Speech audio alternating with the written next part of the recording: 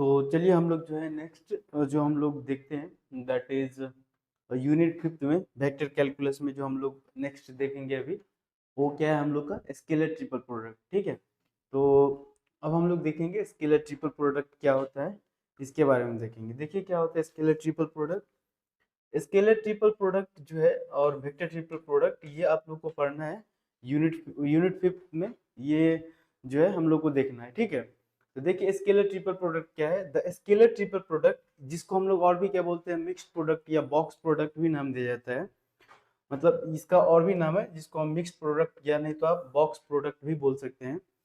तो scalar triple product is defined as the dot product of one of the vectors.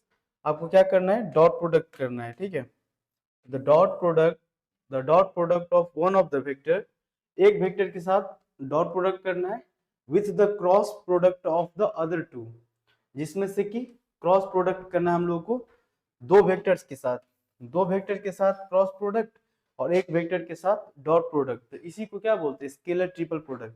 तो scalar triple product ये रहा आपका, ऐसे हम लोग बोलते हैं स्केलर ट्रिपल प्रोडक्ट। ठीक है, vector A dot vector B cross vector C.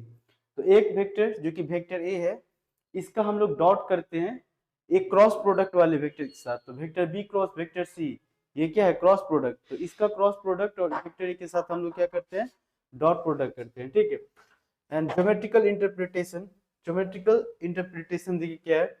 Geometrically the scalar triple product that is vector A dot vector B cross vector C is the signed or volume of the parallel pipe defined by the three vectors either as।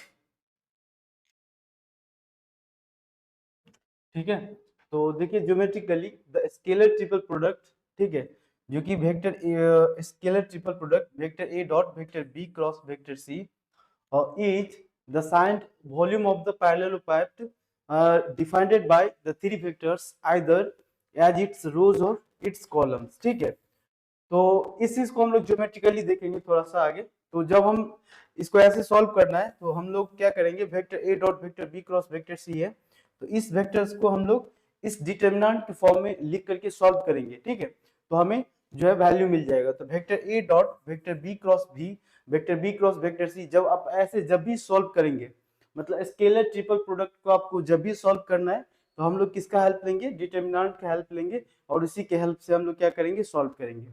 ठीक है, तो ये हो गया आपका scalar triple product.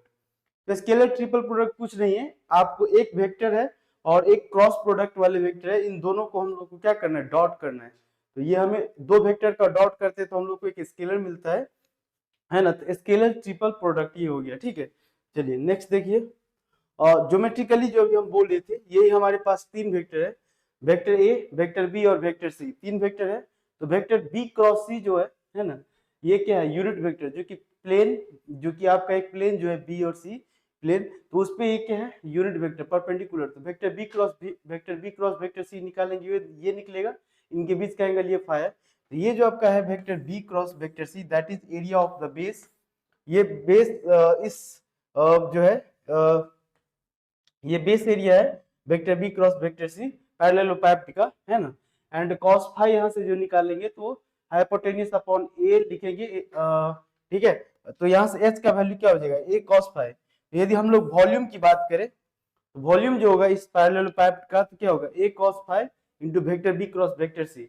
तो इसी चीज को लिखते हैं हम लोग इस तरीके से, है ना, vector A dot vector B cross vector C, इसी चीज को हम लोग इस तरीके से लिखते हैं। ठीक है, चलिए देखिए, if the scalar triple product is equal to 0, if the scalar,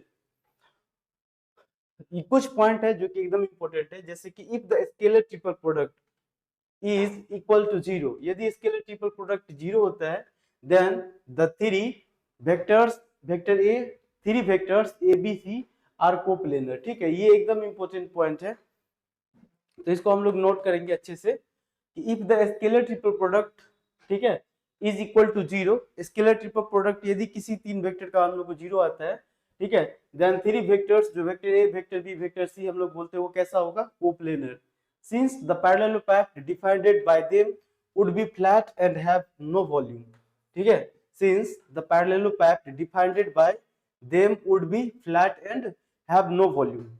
ठीक है, चलिए, if any two vectors in the scalar triple product are equal, मतलब स्केलर ट्रिपल प्रोडक्ट में कोई भी दो वेक्टर्स, स्केलर ट्रिपल प्रोडक्ट जब भी आप करते हैं उसमें कोई भी दो वेक्टर यदि इक्वल हो, ठीक है, then it's value is zero. तो उसका वैल्यू क्या हो जाएगा, जीरो। मतलब जब भी आप स्केलर ट्रिपल प्रोडक्ट करते हैं और जिसमें कोई भी दो वेक्टर यदि इक्वल हो जाए तो उसका वैल्यू क्या हो जाएगा, जीरो।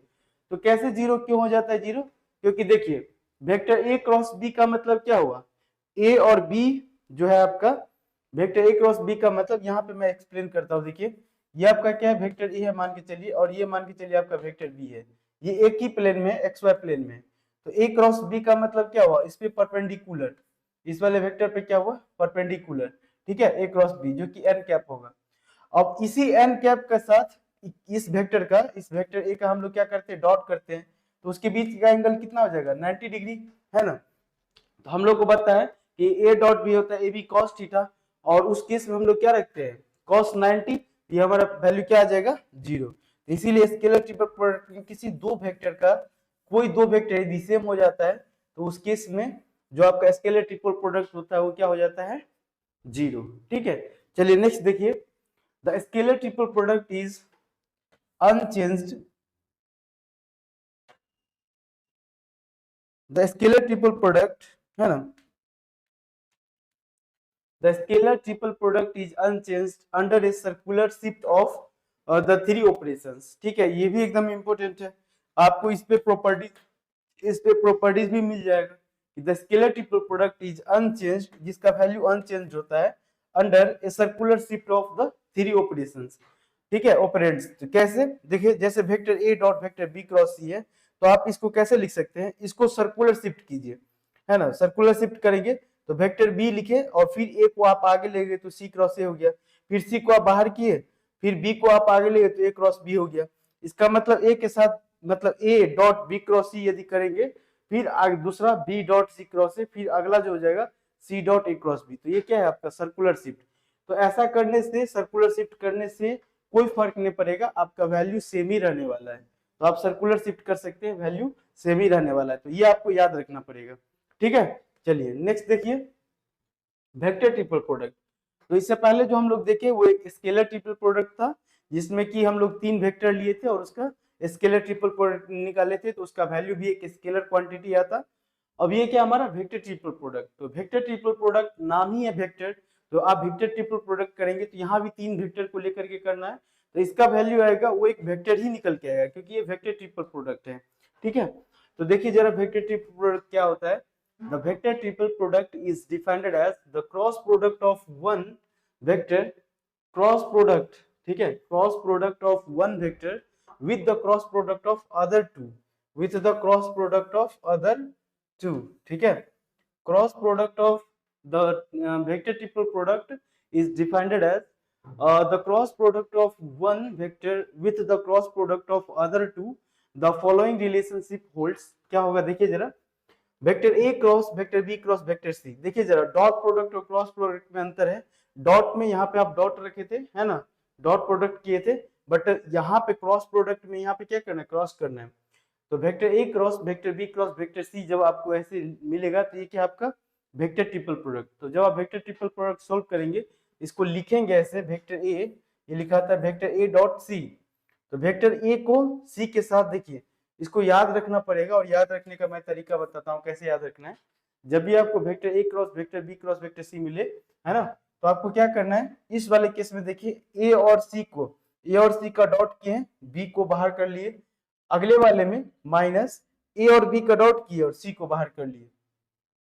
तो ये तरीका आप लोग को याद रखना पड़ेगा कि पहले वाले में ए और सी का डॉट करना है, बी को बाहर करना है, दूसरे वाले में ए और बी का डॉट करना है, सी को बाहर करना है। तो ये आपका क्या बन जाएगा, वेक्टर ट्रिपल प्रोडक्ट। तो आपको ये तरीका है इसको याद रखने का, क्योंकि जब तक आप इस फार्मूला को याद नहीं रखेंगे तो इस पे क्वेश्चन नहीं सोल्व हो पाएगा, है ना, किसको डॉट करना है किसको। यदि इसमें आप यदि मिस्टेक करते हैं डॉट और डॉट करने में और क्रॉस करने में, तो फिर जो है आपका आंसर सही नहीं आएगा। तो इसको हम लोग को जो बनाना है, vector A cross vector B cross vector C लिखना है, तो आपको इसी फॉर्मेट में याद रखना पड़ेगा। ए को सी के साथ डॉट किए हैं, बी को बाहर किए हैं, ठीक है, एंड नेक्स्ट टाइम पे माइनस लगा हुआ है, फिर नेक्स्ट टाइम पे जो आपको करना है ए को बी से बाहर, ए को बी से डॉट करना है और सी को बाहर करना है। तो देखिए ये ऐसा हो गया। तो एक एग्जांपल से हम लोग समझते हैं और एक इस एग्जांपल्स को हम लोग यूज करके स्केलर ट्रिपल प्रोडक्ट, ठीक है, स्केलर ट्रिपल प्रोडक्ट और हम लोग को vector triple product find out करना है, ठीक है। तो चलिए इस एग्जांपल को हम लोग देख लेते हैं। जो आपका स्केलर ट्रिपल प्रोडक्ट है एंड हम लोग को फिर क्या निकालना है, वेक्टर ट्रिपल प्रोडक्ट, ठीक है। चलिए तो देखिए इसका सॉल्यूशन हम लोग देखेंगे अभी। ये वेक्टर ए, वेक्टर बी और वेक्टर सी दिया हुआ है, तो हम लोग को स्केलर ट्रिपल प्रोडक्ट निकालना है। तो स्केलर ट्रिपल प्रोडक्ट हम लोग कैसे लिखते हैं, vector A dot vector B cross vector C, ये क्या हो जाता है हमारा स्केलर ट्रिपल प्रोडक्ट। इसके बदले हम लोग किसका हेल्प लेते हैं, डिटरमिनेंट का हेल्प लेते हैं, है कि नहीं। और इसमें हम लोग क्या रखते हैं, आप लोग A X A Y and A Z, similarly क्या क्या रखते हैं, B X B X B Y and B Z, फिर आगे क्या रखते हैं, C X C Y and C Z, ये रखते हैं हम लोग। तो ये A X A Y A Z ये सब क्या है, तो ये इसका कोफिशिएंट है। ये जो आपका वेक्टर लिखा हुआ है इसका आई का कोफिशिएंट 2 है, जे का कोफिशिएंट -1 है, के का कोफिशिएंट 3 है, तो ये इसका कोफिशिएंट है। तो इसी के हेल्प से हम लोग क्या करेंगे, एक जो है डिटरमिनेंट फॉर्म करेंगे और उसका वैल्यू निकालेंगे, ठीक है। तो इसी के हेल्प से हम लोग एक डिटरमिनेंट फॉर्म करेंगे। चलिए तो हम लोग इसको सॉल्व कर लेते हैं पहले।